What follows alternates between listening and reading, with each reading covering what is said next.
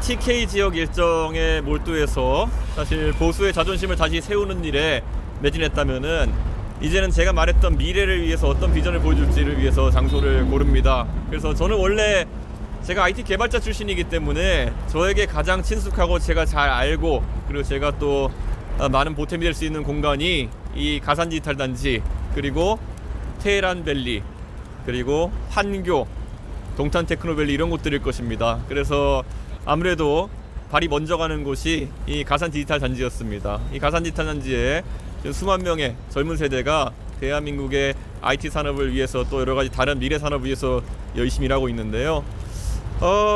이제 우리 미래는 과학기술 경쟁이라고 제가 이야기했습니다. 특히 나날이 발전해가는 중국과의 과학기술 경쟁에서 이겨내기 위해서는 이런 가산 디지털 단지 그리고 또 환교 테크노밸리 테헤란로에서 일하는 사람들이 자기 일에 매진할 수 있도록 여러 규제를 혁파하고 지원하는 것이 중요하다 이렇게 생각합니다. 그래서 앞으로 정책도 그 방향으로 많이 저희가 제안할 것이고 저희는 적어도 이번 선거가 보수와 진보, 그것도 낡은 보수와 낡은 진보의 대결이 아니라 결국 과거와 미래의 대결이 될 것이라고 확신하고 있습니다. 그래서 많은 사람이 얘기하는 것처럼 뭐 보수와 진보로 뭉쳐 싸우자 뭐 이런 말 같은 거는 국민들이 지금 시점에서 가장 싫어하는 정치공학일 것이다 이렇게 말씀드리고 저는 과거와 미래의 선명한 대립을 추구하겠습니다. 만약 미래의 이야기를 하고 미래에 대한 지향점이 저와 일치하는 사람이 있다면은 오히려 그 사람이 보수인지 진보인지와 관계없이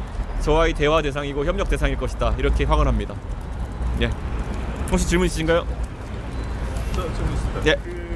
페이스북에도 언급을 하셨던데 이재명 직접 또 언급을 하고 좀 유력 후보들이 네. 이제 AI 투자를 이제 언급을 하면서 네. 좀 벌금을 투자하겠다 이렇게 말씀을 하셨잖아요. 거기에 대해서 비판을 하셨던 걸로 기억을 하는데 네.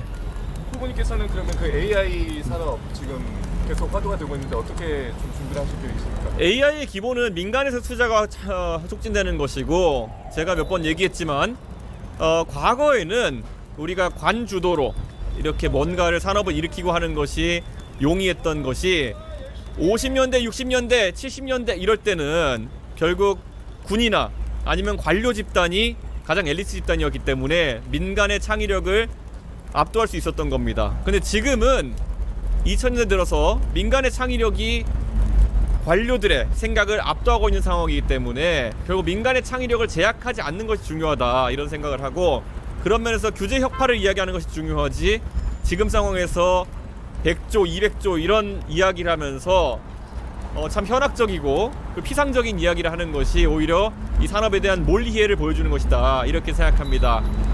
지금 시점에서 제가 한 가지 지적하자면요, 심지어 이번 선거에서 개정된 선거법으로 인해 가지고 AI를 활용한 영상 제작마저도 광범위하게 규제되고 있습니다.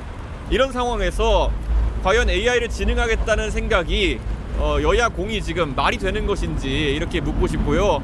저는 민간의 창의력을 제약하지 않는 것이 어떤 돈을 투입하는 것보다 더 중요하다. 그리고 이재명 대표가 이야기했던 무상 AI 정책이라는 것은 그냥 본인이 브랜드화한 무상 시리즈와 AI를 엮은 참 멍청한 발상이다 이렇게 생각합니다. 그리고 이 재원을 어떻게 조달할지 물어보면은 젠비디아 같은 얘기는 하고 있고 저는 이게 완전히 하나의 사이클처럼 다람쥐 쳇바퀴 도는 멍청한 이야기만 반복되고 있습니다. 이런 것을 어떻게 AI 비전을 보겠습니까? 저는 이재명 대표는 아까 제가 말했던 구분에서 단언코 미래를 향해 갈 수 없는 인물이다 이렇게 단언하고요. 더 한심한 건 100조 하겠다니까 200조로 받아 올린 사람입니다. 저는 이게 뭐 도박장도 아니고 경마장도 아니고 100조 이야기하니까 난 200조 이런 이야기하는 거는 예전에 이명박, 정동영 뭐 이런 분들이 대선할 때 747 하니까 나는 8% 하겠다 뭐 이런 식으로 국민들에게 말장난했던 것과 비슷하다. 그래서 저는 이런 숫자 노름은 좀 그만했으면 좋겠다. 어차피 재원 마련 대책도 없고 전부 다 국채로 하겠다는 얘기일 것 같은데 도대체 지금 대한민국의 재정 상황이 안 좋은 상황에서 국채로 선심 쓰겠다는 이야기를 하는 사람이 누굽니까? 저는 이거야말로 정말 대한민국의 책임감이 없는 정치인이다 생각합니다. 또 질문 있으신가요? 네. 예. 그 공약으로 교육을 또 언급하신 적이 있더라고요. 예. 예제 인터뷰에서. 네. 교육 공약은 좀 어떻게 보실 수 있을까요? 저는 대한민국의 교육에서 특히 수학, 과학 같은 경우에는 집중적인 투자가 필요하다 이렇게 생각합니다. 저희가 매번 국제적인 학력평가 기준으로 삼는 피사라든지 이런 것들 기준으로 봐도 대한민국의 순위가 나날이 떨어지고 있습니다. 지금 이런 상황 속에서 AI를 지능하고 과학기술 경쟁을 한다는 것은 무의미합니다. 지금까지 학생에게 낙인 찍기 않기 뭐 이런 교육적 목표를 내세우면서 실제로는 공부하지 않는 대한민국을 만들어놨습니다. 저는 단 한 가지 약속드릴 수 있는 건 뭐냐면은 저는 이제 다시 대한민국의 초등학교, 중학교, 고등학교에서 학생들이 공부하도록 만들겠습니다. 공부하는 대한민국, 그 안에서도 과학, 수학 분야에 대한 집중 교육을 실시하는 그런 나라를 만들겠습니다. 이거 지금까지 무슨 교육이라는 것이 학생들 심기만 살피는 것도 아니고 공부를 시켜야지 되는 것이지, 지금 낙인 효과 이런 걸 얘기하면서 학생들이 자기가 어떤 위치인지도 모르게 만드는 이런 것들은 말 그대로 전국민 우미라 정책이다 이렇게 생각하고, 저는 제가 대통령이 되면은 학습 강도를 높이는 정책을 펼치도록 하겠습니다. 이것이 대한민국이 국제적인 과학기술 경쟁에서 살아남을 유일한 방법이자 첫 번째 단초가 될 것입니다.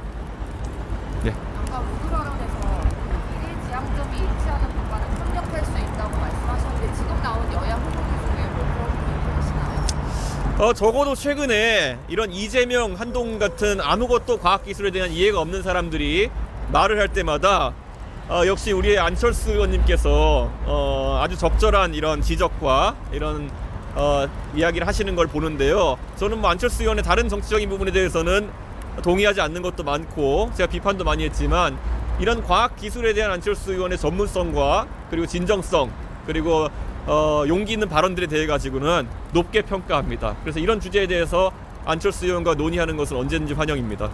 자, 그러면 뭐 이제까지는 단일화, 뭐 연대 여기에 대해서는 이제 좀 선을 그어왔던 걸로 저희는 이해를 하고 있었는데 네. 가능성을 열어두고라고 이야기했습니다. 저는 뭐 정책적으로는 여러 대선 주자들이 비슷한 얘기를 하면은 국민들이 더 많은 관심을 갖기 때문에 지금 적어도 AI나 여러 과학기술에 대해서 사기성에 가까운 발언하는 사람들에서 공동 대응하자는 취지이지, 다른 정치적 일정이나 이런 것에 대해 가지고는 제가 이렇게 가볍게 제안할 상황도 아니고, 그리고 또 안철수 의원과 이런 부분에서는 이야기해 본 적도 없고 다른 분들과도 뭐 얘기해 본 적이 없기 때문에 그거는 아직까지 열어놓지만은 전혀 어떤 진전된 것이 있는 건 아니다 이렇게 말씀드리겠습니다. 혹시 먼저 대화를 뭐 안철수 의원 언급하셨으니까 먼저 대화를 이렇게 제안하시거나 그런 의견이 뭐 앞으로도 안철수 의원이나 여러 주자들이 과학기술이나 미래에 대해서 하실 말씀이 많을 테니까요. 꼭 이런 AI 관련된 국한하지 않고 아까 말했던 교육이라든지 뭐 미래 비전에 대해 가지고 다양한 합치점들을 살펴가지고 그런 요소가 있는 분이라면은 한번 만나는 것까지도 검토해 보겠습니다. 근데 지금은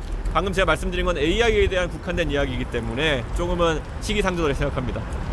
저 이게 정치권에서 계속 반복되는 얘기가 한덕수 총리 차출을 노리는데 실제로 좀 나올 가능성이 있다고 보시는 좀 어떻게 보세요? 저는 한덕수 총리님한테 뭐 지금까지도 사석에서 이렇게 뵐 기회가 있을 때마다 뭐 통상에 대한 그분의 전문성이라든지 이런 것들 배우기 위한 노력을 많이 해왔습니다. 그런데 그와 별개로 이 대한민국에 존경받는 전문가, 통상 전문가 그리고 관료로서 존경받는 분이 정치에 뛰어드는 것은 또 하나의 큰 결단일 거라 생각합니다.